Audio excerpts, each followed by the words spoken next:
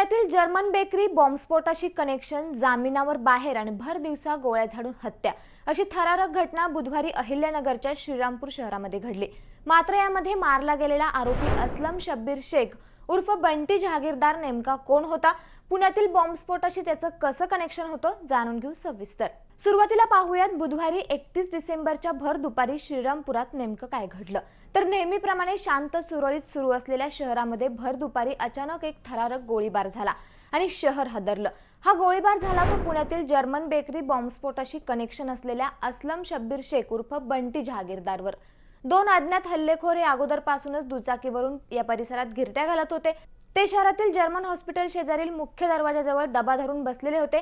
तेव्हा बंटी जहागीरदार हा कब्रस्तानातून बाहेर पडत असताना त्यातील एकाने अचानक त्याच्या दिशेने एक दगड फेकला।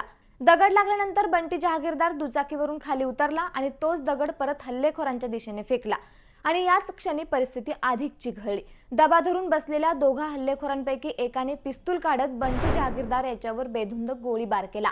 या गोळीबारात जहागीरदार याच्या पोटात, पायाला तसेच मागून पाठीवर गोळ्या लागल्याची माहिती समोर आली आहे। या गोळीबारात जहागीरदार गंभीर जखमी झाला। त्यानंतर त्याला तातडीने श्रीरामपूर येथील कामगार हॉस्पिटलमध्ये दाखल करण्यात आलं।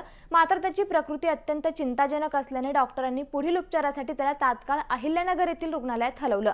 मात्र उपचार सुरू होण्यापूर्वीच डॉक्टरांनी जहागीरदार याचा मृत्यू झाल्याचं घोषित केलं। दरम्यान या घटनेची माहिती मिळताच जिल्हा रुग्णालयात मोठ्या प्रमाणावर मुस्लिम समाजातील नागरिकांची गर्दी जमली होती। कायदा व सुव्यवस्था अबाधित राखण्यासाठी पोलिसांचा मोठा बंदोबस्त तैनात करण्यात आला होता। परिस्थिती लक्षात घेता शवविच्छेदन जिल्हा रुग्णालयात न करता मृतदेह छत्रपती संभाजीनगर येथील घाटी रुग्णालयात पाठवण्याचा निर्णय पोलीस प्रशासनाने घेतलाय। आता पाहूयात बंटी जहागीरदार नेमका कोण होता, त्याचं पुण्यातील जर्मन बेकरी बॉम्बस्फोटाशी काय कनेक्शन होतं। तर असलम शब्बीर शेख उर्फ बंटी जहागीरदार असं त्याचं नाव असून त्याच्या कुटुंबाची राजकीय पार्श्वभूमी लक्षवेधी आहे। त्याची आई राष्ट्रवादी काँग्रेसकडून नगरसेविका होत्या। नुकत्याच झालेल्या नगर परिषद निवडणुकीत त्याची भाऊजाई काँग्रेसच्या तिकिटावर निवडून आले असून श्रीरामपूर नगरपालिकेवर काँग्रेसची सत्ता येण्यात बंटी जहागीरदार यांनी महत्त्वाची भूमिका बजावल्याची चर्चा आहे। तर जहागीरदार हा पुणे येथील जर्मन बेकरी बॉम्बस्फोट प्रकरणात आरोपी होता। त्याच्यावर या स्फोटासाठी आरोपींना शस्त्र पुरवल्याचा आरोप होता। मुंबई येथेही दहशतवाद विरोधी पथकाने त्याच्यावर गुन्हे दाखल केलेले आहेत।